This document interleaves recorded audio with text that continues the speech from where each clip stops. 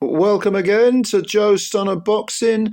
You may have seen it. Adi Oladipo interviewed the excellent Turkey, Mr. Al Shakenvak, and the guy came across very, very well. He seemed sincere. He seems to be a genuine boxing fan.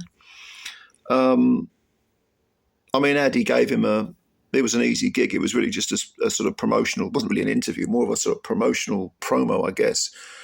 But Ala Sheikh, if that's his name, Turkey Ala Sheikh, I think I've used his real name for the first time ever. Finally got it right.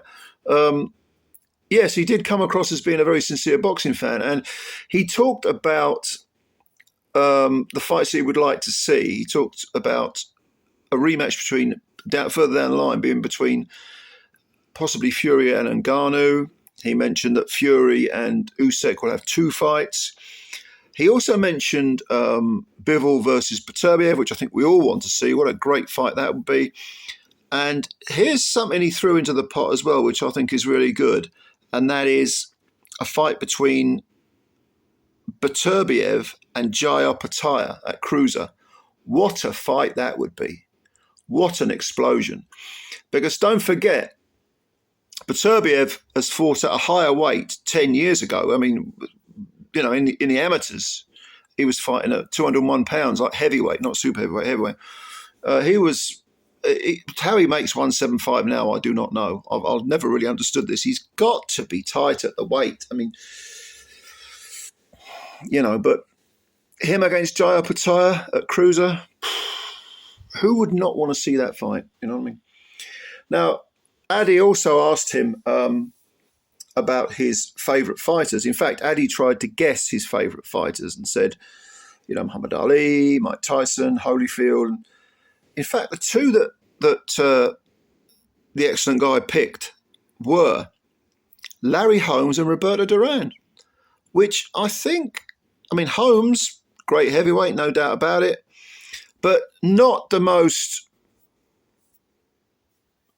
obvious choice as a personal favourite fighter, because Larry was, excellent, truly great technician, fantastic jab, incredible chin, and even when he was floored, like against Shavers, who would have flattened anyone else, Holmes got up.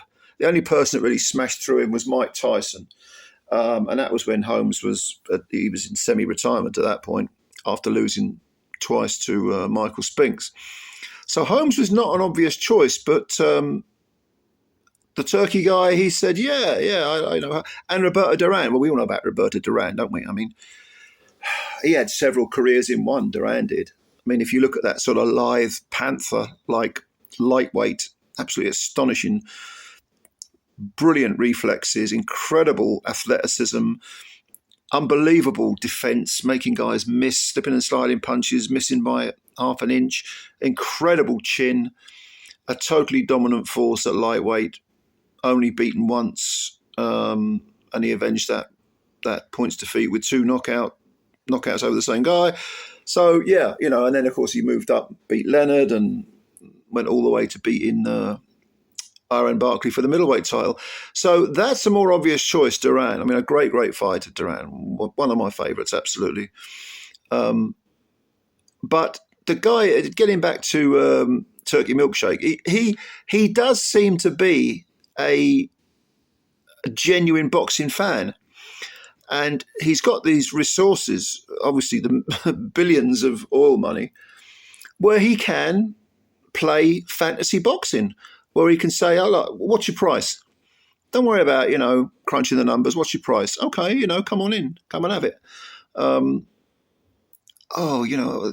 This isn't going to last because that's a completely false economic bubble. An economic bubble's burst. At some point he talked about his health. He kind of alluded to being in poor health recently or in recent years. And he thought, I've got to do this now. As a boxing fan, I've got to do this now. I can't wait any longer, just in case, ... ellipses. Well, at some point, it will end because all things do end. And if you've got these fighters who are used to getting these colossal paychecks, when suddenly they find themselves having to take 30% of what they were getting, the bubble will burst, put it that way. But I tell you what, while it lasts, let's all fiddle while Rome burns. I mean, I made a video about this very subject a few days ago, and I said, this ain't going to last. And people were saying, yeah, but who cares? It swings and roundabouts. Once it ends, something else will come along. You might well be right. And don't forget, Vegas was pumping money, all the casinos and everything. They were controlling boxing 30 years ago, late 80s, throughout the 90s. And then someone else comes along. And don't forget, there are still untapped areas of the world, huge areas of the world, which if they cotton onto boxing, they start to really like it, they'll jump on board too. So China, India,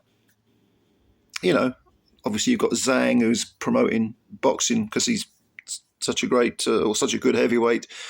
Lots of Chinese people getting interested in boxing. There's bound to be at some point, some Indian fighters coming through. India is a colossal country, of course. There are, boxing is a world sport, and therefore, eventually, from all over the world, you'll get fighters all over the world. And there are still areas where they haven't really put down a proper sort of pugilistic legacy, if you like. And those, I think, with those areas, they'll come into it as well. At the moment, Saudi Arabia is the place to be because of all the money. And you've got someone who's very, very motivated and very passionate to invest those hundreds of millions into this sport that we love. But go and have a look at this interview and tell me what you think of it. I mean, it was more of a promotional exercise rather than any kind of revealing interview. But the impression I got was that old Turkey, excellent Turkey, he is serious about this. He genuinely does love boxing. And there's no doubt, I mean, I'm not going to get into the politics of it again, but there's no doubt there is a sports washing element to the Riyadh season. Well, not just sports washing, but arts washing, if you like, But at the same time, I got the feeling that this guy is a genuine boxing fan who, genuinely wants to promote the sport. And the sport is being promoted. Oh, yes, it is. No doubt about it. Great fights get made. Long term, despite any sort of economic bubble that's going to pop, long term, the promotion of the sport can only be a very good thing, I think. So, yeah, let me know what you think.